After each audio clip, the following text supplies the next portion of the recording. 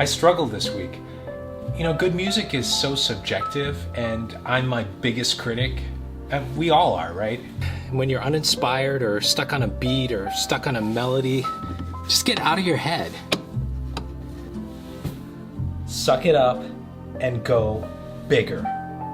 You've got this one life. Don't stop creating. I thought last night I was making some progress. That was champagne, nothing more.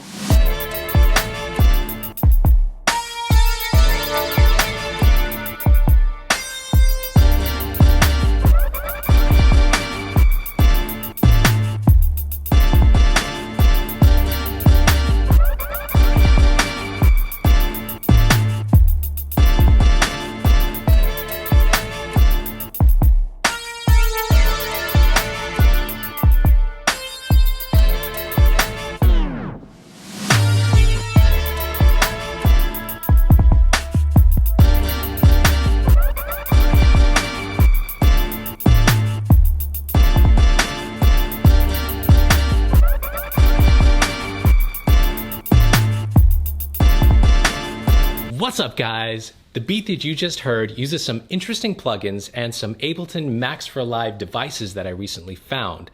If you're looking for some really playable 808 bass, some customizable risers, and some quick scratch solutions, I've got them for you right here. Let's deconstruct this beat and I'll show you how I used them all. First, I started out with a sample of Henry Mancini's Meglio Stasera from the movie The Pink Panther. I just cut it up into some slices and you can hear what it sounds like.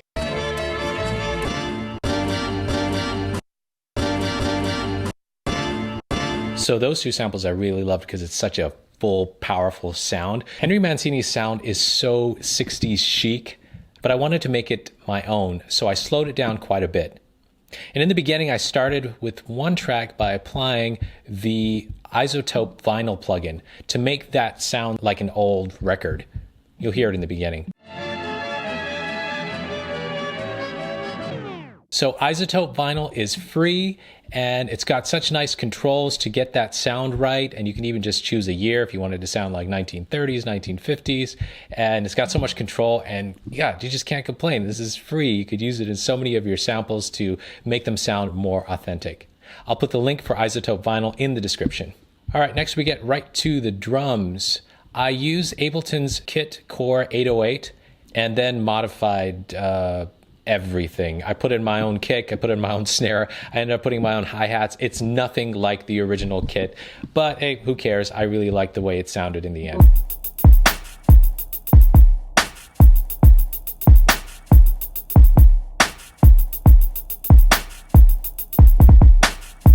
I have the hi-hats doing a little weird thing, but I really liked it. All I did with the drums, I just applied some glue compressor, and that was it. Done. So put on your headphones for this part. The 808 bass sound comes from the Tricky Traps Max for Live pack, which is $60, totally worth it. It comes with a bunch of different things. The MIDI effects in particular allow you to create drum sequences in really cool, unique ways. I really love it. Totally worth the money. Currently it's on sale for $47. Go get it. It's worth a lot more. Now the 808 bass instrument in particular is so playable and sounds so good. I forgot to mention this. In the middle of the song, you'll hear the Henry Mancini clip slow down, like somebody is slowing down a vinyl record. Here's what that sounds like.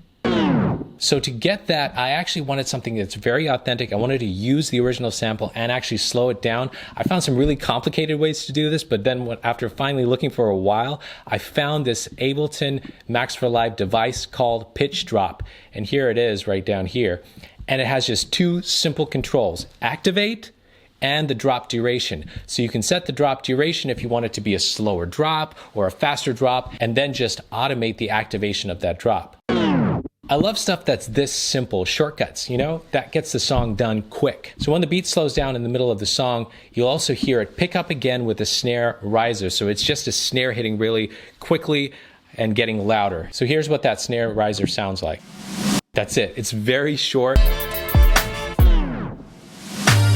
For that, I use Native Instruments Rise and Hit. It has such simple and nice control. You can specify how long you want it, and if you want to tail this one, I didn't even apply the tail, so I just have it stop. Rise and Hit costs $150, but I wouldn't recommend buying it alone. If you just need a few risers like this, just buy a few samples.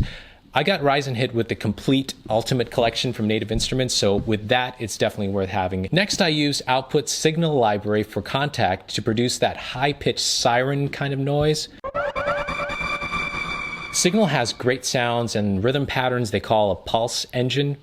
I tweaked the sound a little bit, just adjusting the reverb and delay. Signal isn't cheap. It costs $200, but it's super versatile and designed beautifully. It's so easy to use and the sounds are extremely nice. Oh my God, all of Output's sounds are yummy. The other synth sound I use is by Native Instruments as well. It's called Prism. Currently, this is my favorite Native Instruments synth. The sounds are nice and full. On the return track, I put in some reverb. It's the R-verb from Waves. And on the master track, I put in GW Mix-Centric Master.